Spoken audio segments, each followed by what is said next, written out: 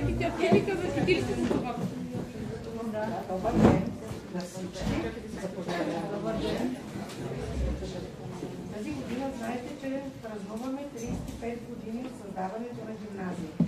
И решихме да направим една инициатива, която се казва юбилейен цикъл 35 години, 35 изяви. Първата изява или мероприятие, което правим, това е с нашата бивша ученичка Ана Мария, която е носител на национална диплома. Това е най-високото отличие, което може ученик да вземе. Това е за отличен успех, за отлично положени държавни зрелостни изпити и прояви в всякакви други допълнителни конкурси, получени сертификати, така че гордеем се с нея. Това е нещо, което в града ни се случва много рядко. Така че поздравления.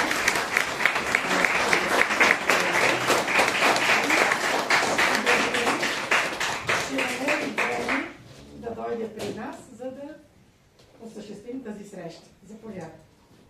Добре дошли! Днес в класната стая с нас е едно момиче, завършило миналата година и което сякаш е излязло от учебник по супер постижения. Казват, че е ученичка, но тя вече говори езици по-добре от DeepL Translator, носителка е на национална диплома, има DSD-2 и CPE и за десерт учи медицина. Посрещнете Ана Мария! Ана Мария, ти си като три в едно, езиков гений, отличник и бъдеш лекар. Кажи ни, как започна всичко? Кога реши, че няма да се задоволиш само с добър успех? С езиците от много малка започнах, тъй като моят чичо е англичанин и братовчетите ми са наполовина англичанки, те са израснали там и никакъв български не говорят. И за да мога да си комуникирам с тях, трябваше да науча английски. И така почнах с тях, като си говорех, някакви филмчета, сериали, книги ми купуваше баба и се запалих и много ми харесваше този език.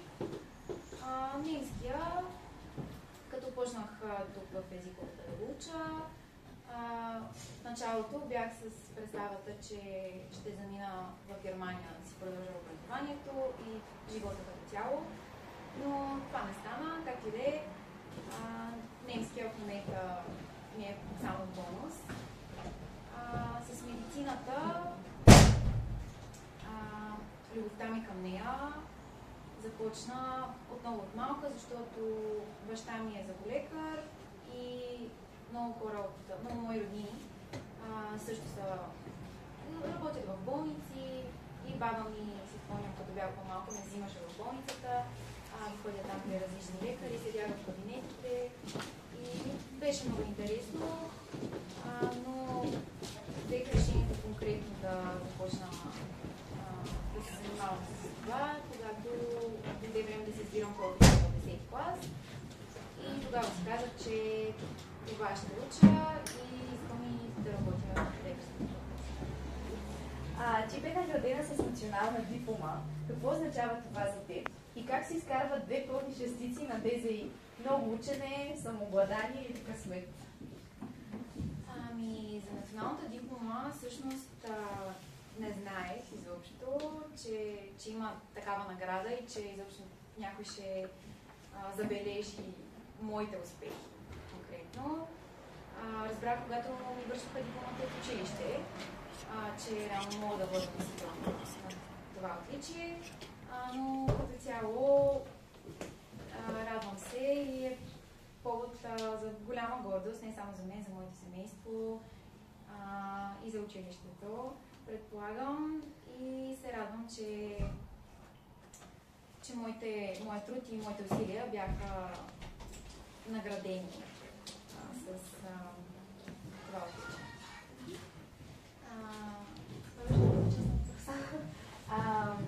Как се изкарват две пълни частици на ДЗИ? Не знам, той за всеки човек си е отделно. Аз по моя преценка не бих казала, че е чак толкова невъзможно и трудно. За матурата по български език не се подготвях толкова интензивно, колкото за кандидат-студентските изпити. Ходех на уроци цяла година, обаче лично вкъщи започнах да се подготвям около месец преди матурата, като вече ми бяха минали предварителните изпити.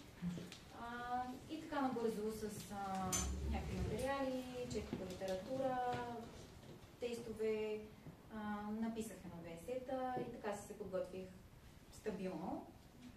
По-английски също в училище каквото правихме беше достатъчно за да се подготвяме, така че за мен е въпрос просто на желание да положиш някакви усилия допълнително и да не се планираш толкова, да не се притесняваш, защото не е на живот и смърт.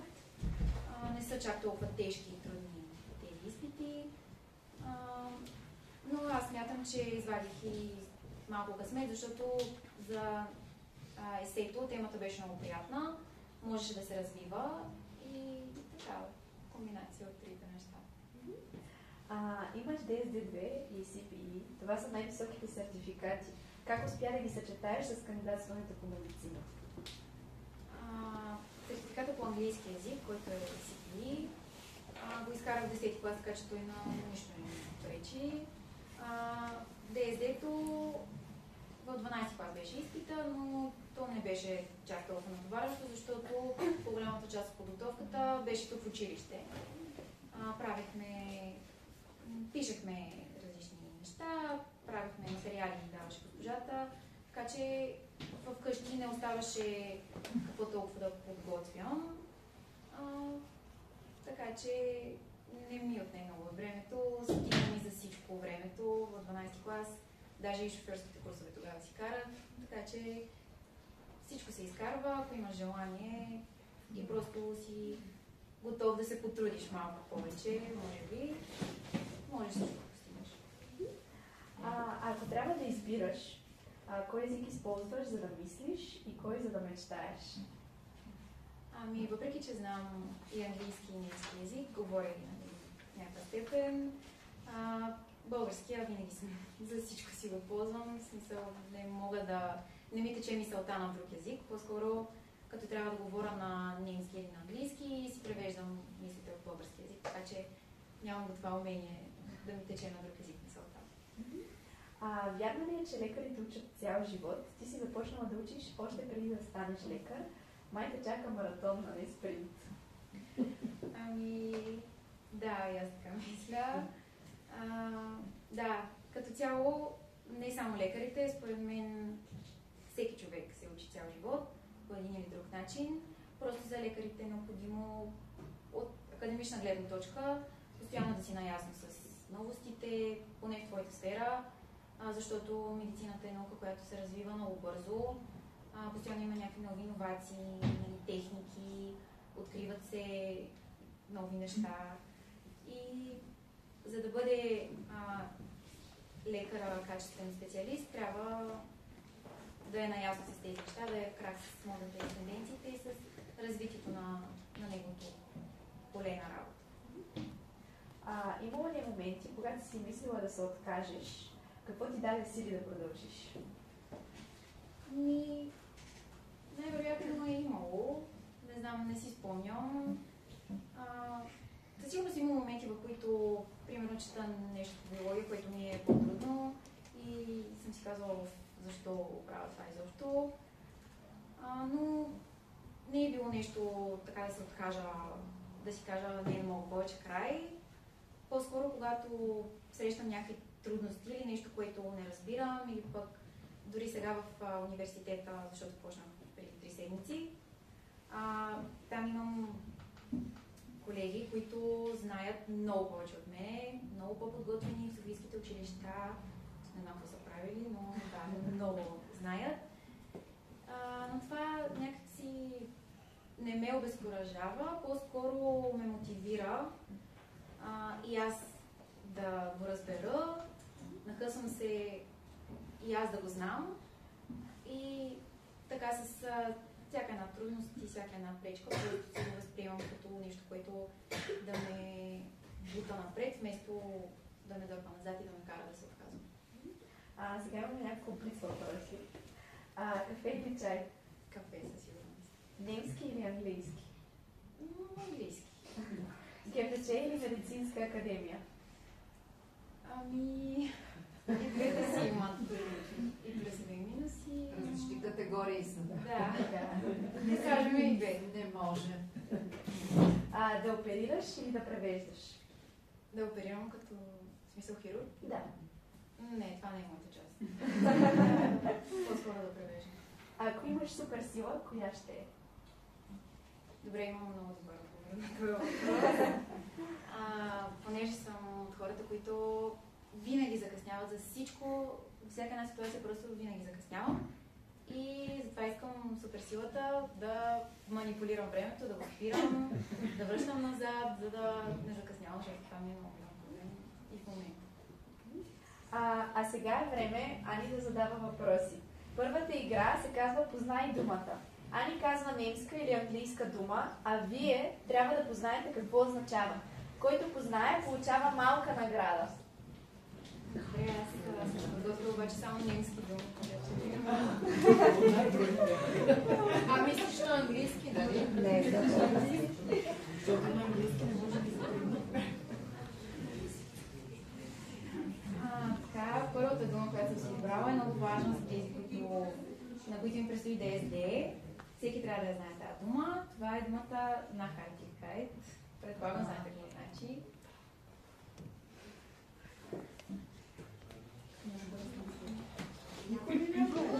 Да повторят малко всеки плавно. Малко чуха, не те чуха. Nachhaltigkeit.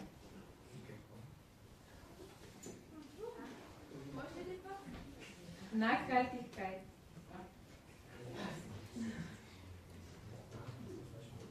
Има ли някой немски паралел? Или няма да се признават? Всички сте от английски. Те са по-малко, не са стигнали. Скоро ще се Може ли Чуда се дали не устойчивост или като рециклиране. Или... да, устойчивост. Устойчивост. Да. Браво.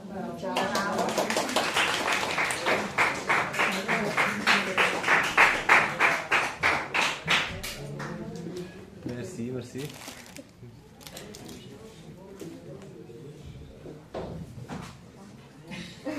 Сега някаква по-лесна.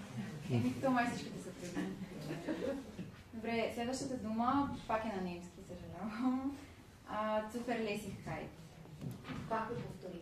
Zuverlässigkeit. Надежност. Да, браво.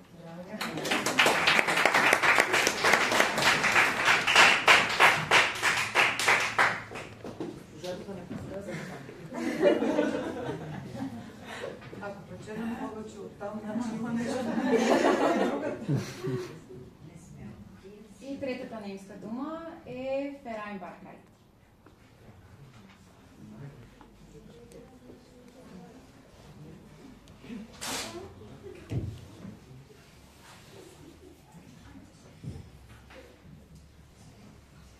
Да, явно никой не знае.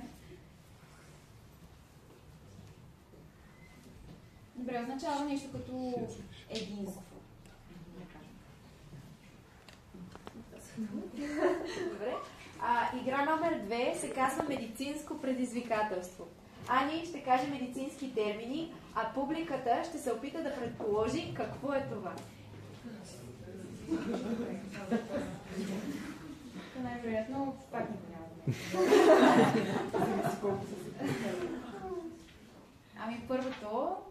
Първият термин е нещо много важно за лекарите.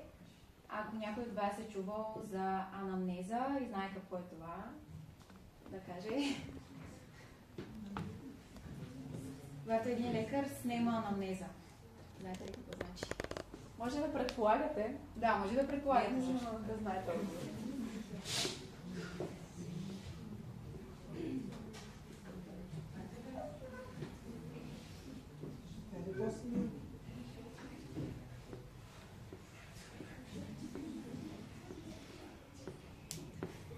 Добре, аз ще кажа.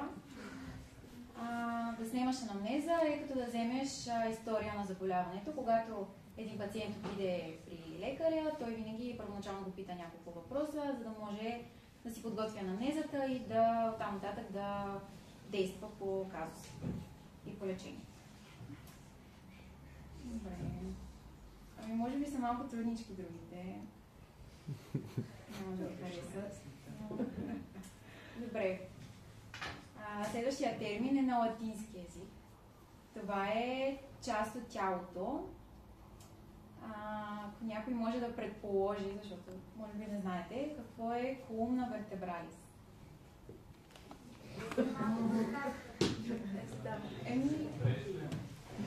Да, свършено е с прешените, но като цяло какво изграждат прешените? Да, точно така.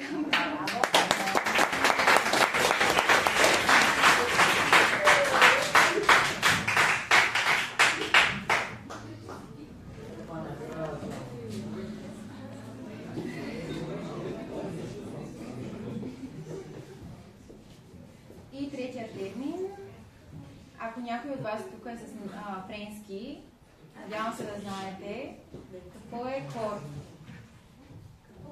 Кор, ако знаете. Това има във френски, мисля, че е същото. Пак е орган, много важен. Кор.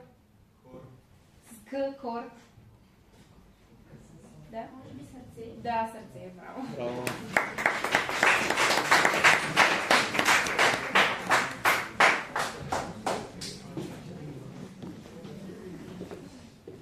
Това бяха моите съдни.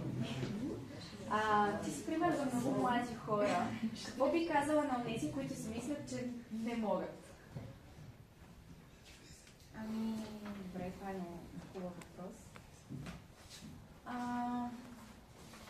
Много е важно да вярваме в себе си. Нали, това е много изтъркано клише, но важно е, защото в крайна сметка всеки човек е дошъл на тази планета, за да се развива, за да учи и за да може да постигне нещо, да си осмисли живота и отново да си повторя моята философия.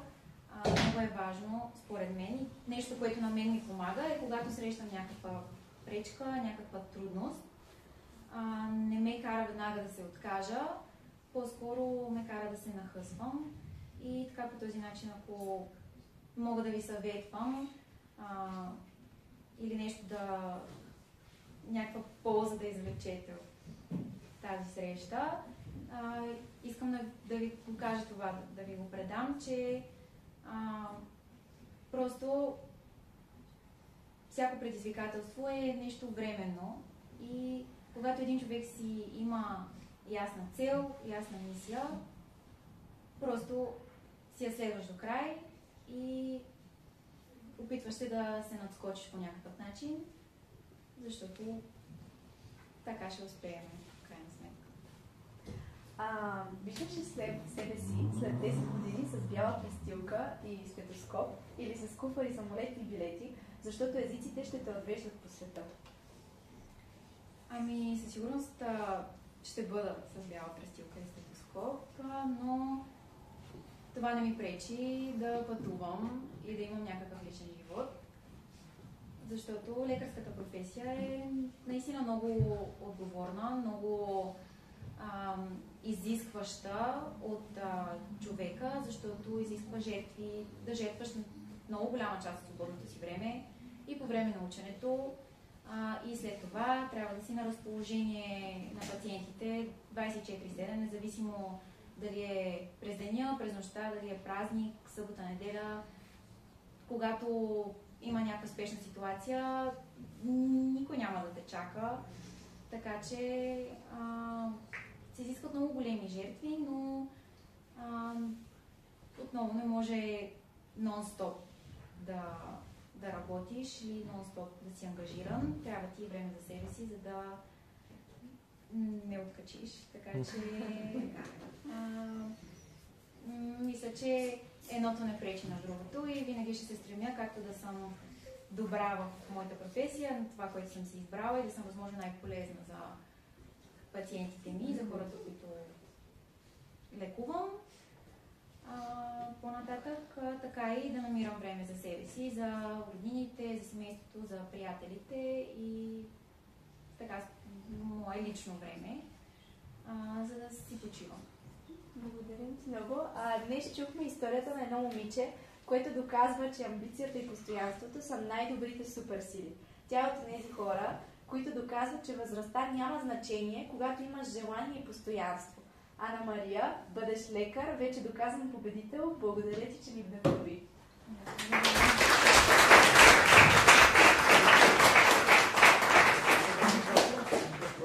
Ако имате някакви въпроси към Ани, сега е момента да ги зададете. Мога ли да го питам, кога сте започнала подготовка за кандидат студентски дисциплини? Много хора казват сега 10-11 клас. И все пак искам да те питам ти кога си започнала. Да, и аз започнах. Аз започнах в 11 клас, но имах съученици, които започнаха в 10 клас.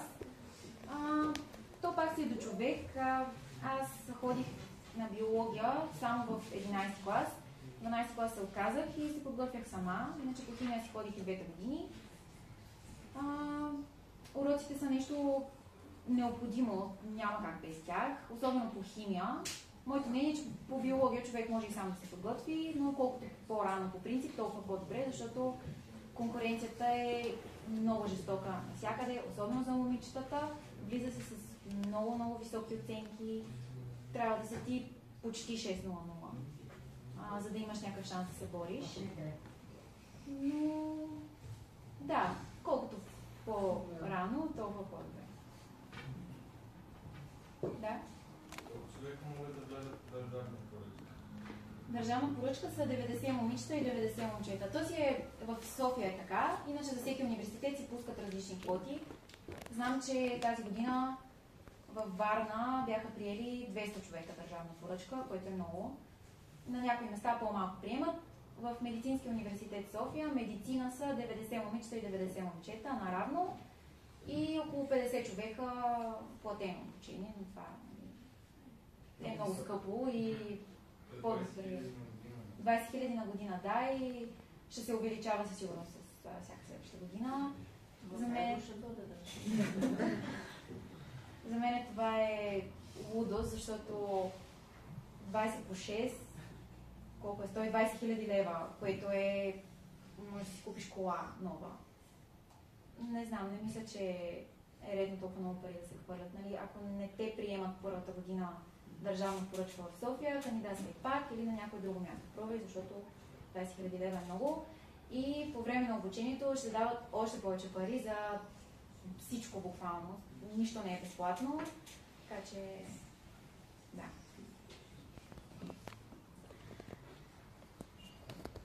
Да. Ани, какво ти липсва от тук, от нас и какво да променим? Кое не ти липсва? Липсва ми свободата тук, защото въпреки, че само 3 седмици хода на университет, усетих много по-голямо напрежение, отколкото тук някога съм усещала за 5 години. Просто постоянно трябва да тичаш от едното място на другото, имаш 15 минути почивка, нито можеш да ядеш, нямаш време за нищо. Седиш по час и половина на лекциите, после пак имаш примерно 2 часа някакво упражнение. Тук много повече свобода имах и това наистина ми липсва много. Пък и свободното си време пак си го отдавам за учене, защото ни изпитват всеки ден.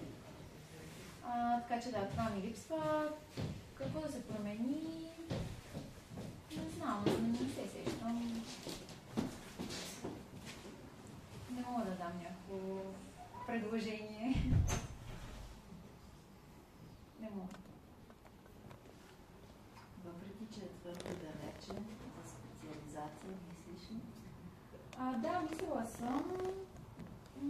По-скоро така ориентировачно, нищо не съм решила на 100%. Към дерматологията си имам нещо като слабост. Да, защото баща ми има един приятел, който е дерматолог и с него така той ми беше нещо като идол, като бях по-малка, защото е много успешен човек. И той е дерматолог. Това ми харесва, това е много, дори е печелившо и се развива в момента, е много развита дерматологията. Друго, Друга сфера, която ме интересува и ми харесва е акушерство и гинекология с по-скоро репродуктивна медицина, инвитро процедури и такива асистирани техники за асистирана бременност. Защото и това е сфера от медицината, която те първа ще развива още повече и повече, защото репродуктивните проблеми в момента са много често срещани и грижите по тази тема се търсят, а в България мисля, че няма чак толкова много специалисти. Така че и това ми харесва. За други неща също съм си мислила, но е така просто ориентировачно. Първите самолетните билети бяха препратка за това, че може би ще решиш да напуснеш България и да практикуваш зад граница. Това виждаш ли го като вероятна възможност или ще направиш всичко възможно да останеш в България и да се развиваш? Много е рано още. След 6 години ще ми може да мисля за това. Със сигурност бих пробвала Еразъм в университета. Ние имаме тази възможност да ходиш за семестър, например, или дори за цяла година да отидеш в някаква друга държава, в друг университет да се учиш. Така че това бих го пробвала за сега, нали, на този етап. Иначе по-натам мислила съм го, но не мога да реша. По-скоро бих си останала тук в България, да си уча и да си практикувам, защото тук си ми харесва. Живи, здрави, след 7-8 години ще да кажеш какво си решила в действителност. Аз искам да попитам, може ли да се запишем в графика на езиковата след 6 години среща с носителя на златен Хипократ? Не знам. Не мога да ви обещая. Надявам се. Пожелавам да ви все сърце. Благодаря много.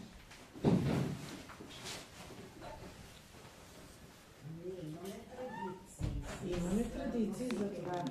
Да. Вече имаме пак. Надяваме се тя да е следващия. Ама и между нея И между нея. има там, да. Няма да се дърпаме ние. Добре. Имате ли други въпроси към Ана Мария? Няма. И ми тогава благодарим от името на